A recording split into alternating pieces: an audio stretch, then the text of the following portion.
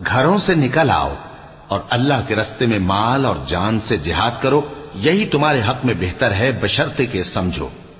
अगर माल गनीमत आसानी से हासिल होने वाला और सफर भी हल्का होता तो ये तुम्हारे साथ शौक से चल देते, लेकिन मुसाफत इनको दूर दराज नजर आई तो उज्र करेंगे और अल्लाह की कस्में खाएंगे कि अगर हम ताकत रखते तो आपके साथ जरूर निकल पड़ते। ये इस तरह अपने आप को हलाक कर रहे हैं और अल्लाह जानता है कि ये झूठे हैं।